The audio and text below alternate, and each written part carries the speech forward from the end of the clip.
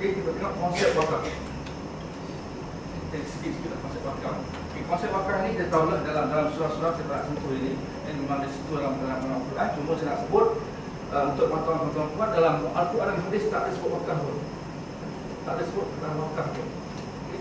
Dan wakaf ni dijumpa untuk kajian oleh Yahya Al-Adam pada tahun 202. Dia tak boleh bukan wakaf pun, dia gunakan perkataan mauqufah.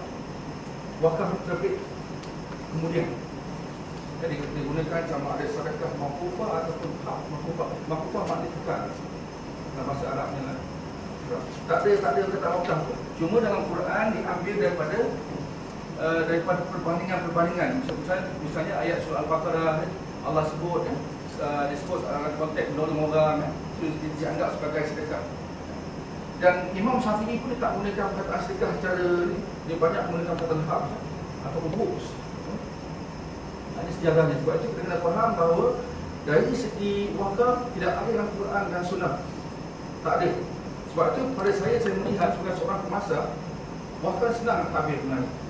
Sebab dia bukan zakat. Mungkin doktor dia pakar zakat. Zakat ni dia memang ada hukum yang ikut. Wakaf ni tak ada. Dia hanya ikut hukum ulama saja. Maknanya itu pulang pada kita bagaimana kita nak mentafsirkan, tapi dengan lagi daripada syarak. Misalnya kalau ingat zakat dah ada 8 asnaf, wakaf tak ada. In fact orang kaya boleh terima wakaf. Itu hukumnya. Boleh terima wakaf. Dia tak kata miskin kaya tak ada. Wakaf ni hanya untuk membantu orang saja. Itu yang cantik di wakaf lah. Tapi hari ini kadang-kadang kita dari segi definisi dari 4 mazhab tu kita membaca keliru. Jadi keliru sedikit. Tapi jangan bimbang. Makin lama you mencari, insya-Allah you akan jumpa nanti. Tapi secara umum itulah yang kita kata tadi, wakaf itu konsepnya dia tidak dalam Quran dan hadis. Dan dari segi sejarah Islam dia dua je wakaf. Wakaf zuri dan wakaf zuri. Wakaf keluarga, wakaf khairi. Dua saja. Wakaf zuri dia ambil kisah utama, wakaf khairi dia ambil kisah Umar keluarga. Tapi jahatnya orang putih ni, wakaf zuri dah dihapuskan keluarga. Sebab keluarga maknanya kita sedekahkan dalam bentuk foundation, untuk sedekahkan atau untuk wakaf pada anak-anak kita, generasi kita. Ini salah satu yang main peranan ialah orang Inggeris, orang kita orang Itali. Itu bangsa yang banyak menggunakan wakaf. Sebab kalau kita lihat wakaf di Bosnia, saya baca kisah di Bosnia, dia rasa nak menangis. Rupanya di Bosnia ada kita wakaf yang hebat.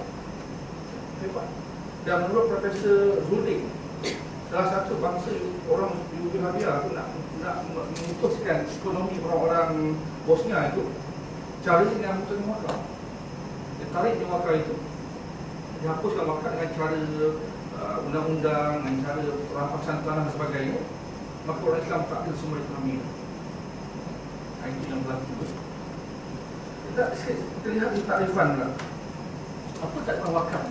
Kita kalau lihat dari segi mazhab ni, bahawa macam-macam you boleh lihat dari segi 4 mazhab, you boleh lihat dari segi ekonomi, you boleh lihat macam-macam konteks you boleh lihat.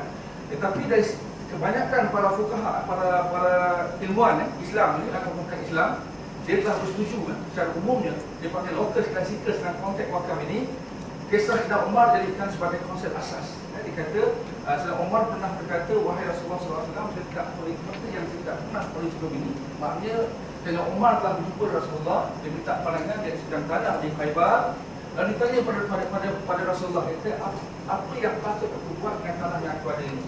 Maka jawab Umar simple, jawab Rasulullah simple saja. Dia kata tahankan dalam bahasa Arab wakaf, tahankan asal hasil itu dan sedekahkan hasil. Itu konsep wakaf. You tahankan asal hati kita, hasil tersedekahkan. Sebab itu beza ada sedekah dengan wakaf yang berbeza. Ada yang cuba saya apa beza tadi ada sedekah dan wakaf. Oh bezanya sedekah lain, wakaf lain. Okay. Umum. Ada 3 jenis sedekah. Pertama dia panggil general charity atau sedekah umum. Kita pergi kat masjid, kita pergi jumpa orang susah, jumpa orang muslim, kita bagi duit.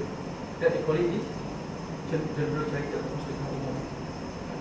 Ataupun MIPA charity. MIPA tu diubah secara tak dirancang.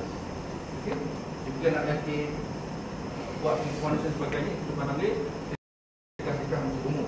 Yang kedua dipanggil